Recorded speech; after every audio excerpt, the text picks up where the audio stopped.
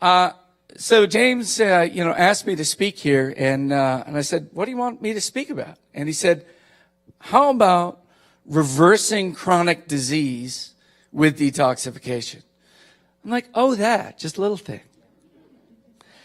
And I'm glad that he asked me to do it, because as a person in the business, you're often afraid to speak the truth that you know and the depth of the truth that you know. And there's a moment at which you just have to go and do that. And so that's what we're going to talk about. And in the course of doing so, we're going to get much deeper about what we think is detoxification. He led with this beautiful piece from Charles Eisenstein, a wonderful person, a wonderful man, and he talked about rewriting the programs that are in you. And I want you to review detoxification as a rewriting of the programs that society gave you. They give you negative behaviors. They gave you toxins to go with those and to lock those behaviors in.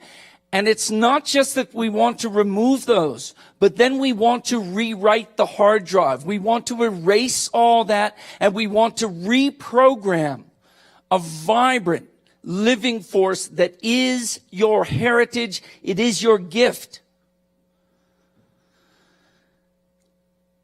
I like to say that I do more for you by taking away than I ever can do by putting back. And these are themes you've seen from military training on to the most beautiful and crystal clear of the spiritual lineages. Zen would say take away. This mirror, that's a Shinto mirror. And in Shinto, they say you are God. And we just take away the distortions that make you believe that you are not. The distortions that keep you from radiating the light inside of you. And so we want to polish your mirror. We want to polish the cell's mirror. We want to polish your mind's mirror and get you back. Just to establish credibility, this is where I grew up. This is Bethlehem, Pennsylvania.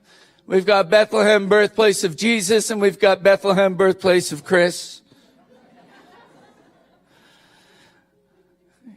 They come from the ghetto, and this is the toxic ghetto, and I had layers and layers of things to release myself from. And, of course, I'm born with, you look at the genetics, and I've got all the poor SNPs for glutathione formation. And this is a metal. This is Bethlehem steel. It creates metals. And I had dentists that filled me with metals. And so glutathione was a challenge for me. And we all know that glutathione is a huge part of detoxification. But it goes beyond that, because I want you to think beyond just, I need to amplify detoxification and take some of these things out. The central system that does detoxification for you does so much more. And if we just look through the literature and we say, well, glutathione, blood glutathione decreases in chronic disease. Glutathione and immune function. Glutathione metabolism and Parkinson's disease.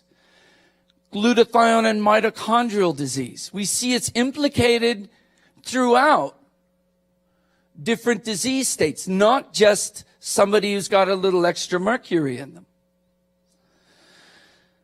And it's not just a genetic SNP issue. In fact, there's a beautiful study on twin children with the same genes. And they measure them after a couple of years in this world, and they see that there's divergence. One has high, one has low, and all of this is related to their environmental experience. The layovers of your genes, the layovers of the epigenetics on it. And if we really understand epigenetics, it's not just that I was exposed to this toxin and it changed a gene. It was I was exposed to this thought. This thought that created a feeling of shame, inner negativeness that caused the genetic change. Our mind stream is as strong as the physicality and the biochemistry that we live in. And in detoxification, it's not just my glutathione was low and so then I couldn't get rid of the toxins. Because the toxins come in and they deplete your glutathione. Or they block glutathione. Look at mold. Jill will might talk about mold, usually does. And mold can block our central defense against chemical stress. And so low glutathione is creating toxicity. Toxicity is creating low glutathione. Toxicity is creating disease. Disease is creating low glutathione. All of them are wrapped together. And when we want to unwrap, when we want to polish the mirror, there are layers that we have to address. And it is not just, oh, well, it's just glutathione. Well, let's just supplement the glutathione. It'll all be well. Because those crutches of antioxidants and glutathione are things that help take us up out of the mud, but they don't keep us there. It's only when we go and we rewrite the hard drive, we take away the bad programs, and then we let things shine.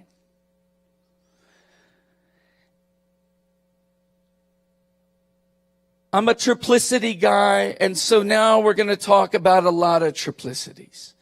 Everything in threes. But the most important are the levels at which detoxification can happen.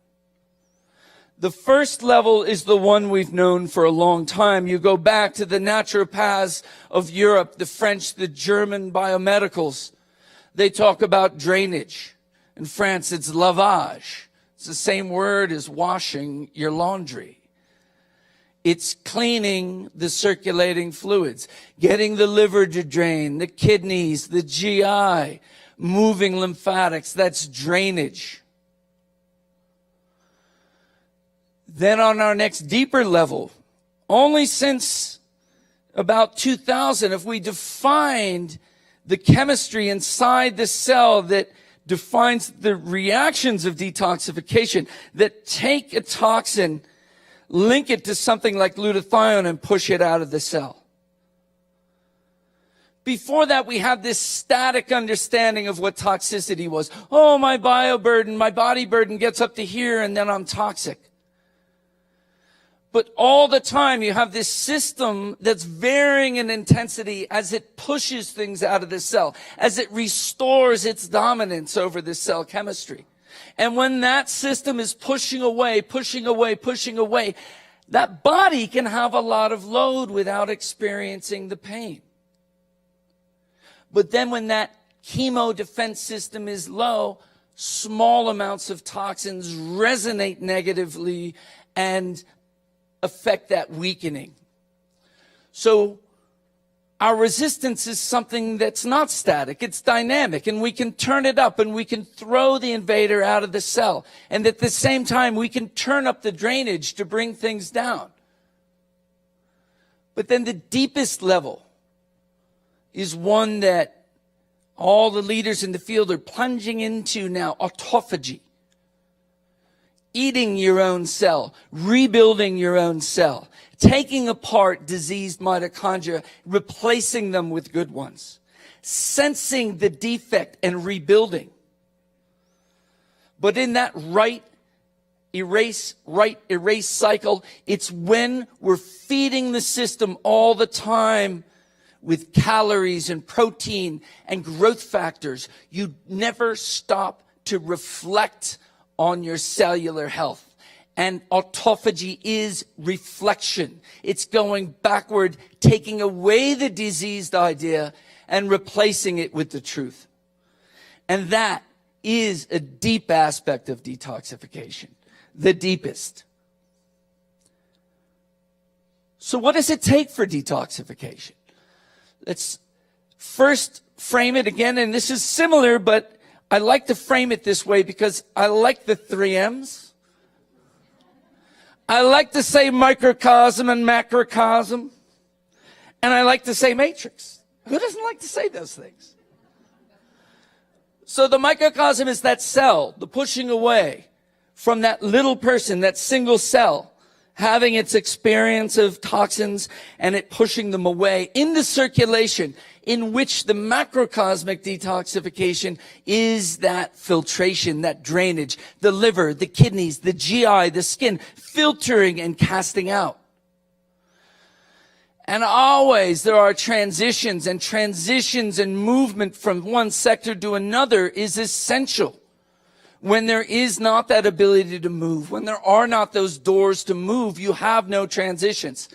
And there I put in matrix, and this is the membranes and the extracellular matrix, the ability to move toxins from the cell to circulation, to the liver, to the bile, to the GI, and out.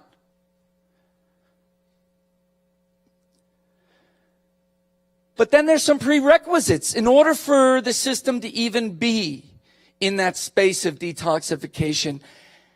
And the most important one in the context of how we began this discussion with Eisenstein's story of rewriting, in the ability to rewrite has to be the peace, the surety, the freedom from fear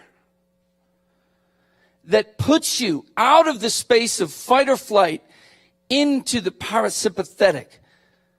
Your autonomic, your automatic nervous system going on behind the scenes, deciding the prioritization of your energy. Where do I put this energy? Do I save it all to run away from problems, to fight with people, to deal with things so I can make enough money to live in my life and stay in my house, because otherwise it's all going to come for me? It's that fear that blocks detoxification. Fight or flight is sympathetic, and parasympathetic is rest, digest, repair, regenerate, detoxify. It is only in that space of peace and safety where you can reprioritize into rewriting your history. Directionality is tied to autonomic balance, and it is the taking down and out. Your liver directionality is the most easy to grasp. The liver taking toxins in, dumping them into the bile, and into the GI tract, and off into the toilet. When you are blocked in the liver, you may start the process, but not succeed in moving it into the GI tract. Instead, throw it back into the blood. So when we say, oh my God, I'm toxic, I better take some stuff. I'm going to take this lipoic acid. And it revs up cycles of detox. It mobilizes stored toxins. They go into the blood. They go to the liver, and they have nowhere to go because your system is locked up. And so your liver, accumulating all of these, dumps them back into the blood. Where they go to your skin, they come out as a rash. They go to your lower back. They go to your kidneys and cause lower back pain. They go to your brain and they make things worse. And what do? We call it a Herxheimer reaction. What's that? It's a detox reaction. And often we're just missing the point of the essential directionality. Lock things down and out. Get yourself into a safe frame of mind. And then have the energy to drive that, because these reactions all take ATP. They take money from your bank account. And it is money well spent, but if we are afraid to spend the money. But the more money we have, the more things we can support. Now back to autonomic balance and getting into that space where we're in control, we're in the peaceful space, we're in the Zen space. What goes into that? Stress control, awareness, and as the best of all biochemical setups, endocannabinoid tone. Stress control, control of both real and perceived threats. Maybe we can't control all the real threats, but we can control the perceived threats and what we make of the challenges that come into our life. And as long as we're afraid to drop back, afraid of what might happen, the stress controls us and keeps us in sympathetic. awareness. Some people would say mindfulness. Thich Nhat Hanh has taken us very far with the understanding of mindfulness. In my school, we talk about awareness. And it's awareness of you, your place, and the right now. And how okay, not just okay, but how beautiful the quality of being of right now is. That creates safety. I don't need to be in the past in fear of the past. I don't need to be in the future in fear of not having in the future. The hope and fear that creates the divide right in this moment now. Now, always there is a biochemical aspect of all of this. And the longest term biology of receptors that we have, 600 million years of evolution, putting endocannabinoid receptors within our bodies. Now we're in Boulder County and we're pretty sure they just put us there so we can smoke pot. But it is the poise point. It is the balance. Endocannabinoid system creates a neurological balance, a hormone balance, and an immune balance. This is why CBD is probably the most useful and important compound to come into functional and integrative medicine in the last 30 years. It creates a poise point so we don't go off that way, brings us to center, and nothing makes your mind more stable than that. Directionality, pushing out of the cells, always pushing away from the cells. Liver, GI, kidney, taking, moving all the way out. Now, the easiest way to block that movement from the liver into the gallbladder is by excessive sympathetic stress. The other easiest way to do it is endotoxin coming from leaky gut. One of the most important things that we can do, this is why people who function only on gut health and are very good at it, achieve great results. Because endotoxin blocks that directionality out of the system. It locks things into the system, and in the brain, it very directly goes and winds up neuroinflammation, locking you into sympathetic fear. And then the directional thing that is not monodirectional, but bidirectional, is this pathway you'll hear about again and again in the next 10 years, the mTOR pathway. Driven forward, accumulates. Blocked, lets you rewrite. This is where fasting comes in. This is where ketogenesis comes in. The ability to stop that accumulation and go back and rethink about what's been laid down. In the case of non-alcoholic fatty liver disease or alcoholic fatty liver disease, cirrhosis, all of those are a constant laying on of mass and never rewriting, never clearing out. That's how the fat builds. That's how the scar tissue builds. That's the easiest way to look at it. And then you see that accumulation needs to be blocked.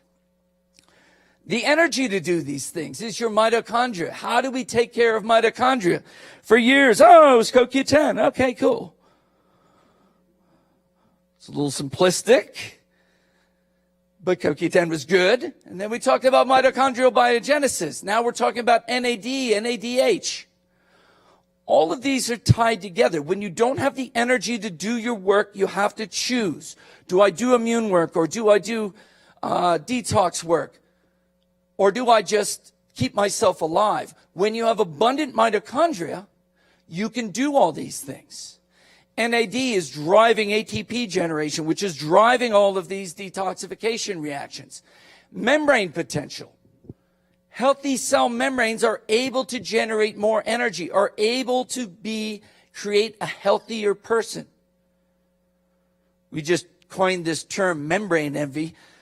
I was just at a retreat with Joe Mercola and Ben Greenfield and Dan Pompa and Patrick Gentempo. And Mercola said, I got this new tool. I'm going to measure everybody. I'm going to measure your membrane potential. And he's always wondering why I still walk. Because I'm not as repressive in my lifestyle as Joe is. Code word? So Joe's measuring everybody, and I'm the last one at the party this time, because all we're doing is measuring membrane potential. And sure enough, I have the highest membrane potential. My phase angle is the best, because these things are built from phospholipids. So phospholipid therapy, building mitochondria, fasting therapy, autophagy therapy, all helping you rewrite old mitochondria into new mitochondria. And you think that this is separate from detoxification, but you look at good detoxification formulas, and there's always something in there that's working in this direction. Quercetin is one of those. Milk thistle is one of those. We thought it just worked on liver, but it helps us rewrite into a higher level. Now you're going to choose in all of your approaches here, supplementation, dietary inputs, and your thing with your greatest control. No matter what you have, no matter how much money you have, you always have control of where your mind goes and how you perceive your reality.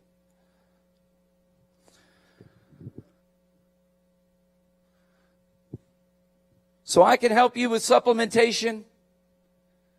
You'll see people moving into doing intermittent fasting. Mercola's new book, Fat for Fuel, that's a brilliant book on mTOR and modification of dietary inputs. Carbohydrates and protein both driving forward the constant writing onto the hard drive. That was the one failure of paleo, is not to restrict protein. So you'll see more and more about how to rewrite your own organism, how to use the supplements, how to use the dietary inputs. And if you don't put into place some aspect of mindfulness, even if it's using technology, binaural beats, heart rate variability, these are the things that take you the next step to be able to rewrite all of your biology and erase all of that, all of those seeds of chronic disease. So I just want to end now. Since we're in Boulder, we might as well go one step higher. And in the yoga systems, in the Hindu systems, the three-part nature of reality, of ultimate reality, was Sat Chit Anand. Being. Now that you have a body that hums with its own beauty, that feeds you energy all day, you will feel beautiful in the being of your atoms, your cells, your connected animal that you have. You're going to use your consciousness, your awareness to direct towards your own good and the good of the people around you. Building community that takes care of itself instead of tries to compete with each other to have more. And if you succeed in feeling all of those, there is an abundance of bliss that fills you. And that is your reward for coming on board. So when this guy stares at you and he puts up that mirror and he says, you want to come into the temple, look in the mirror.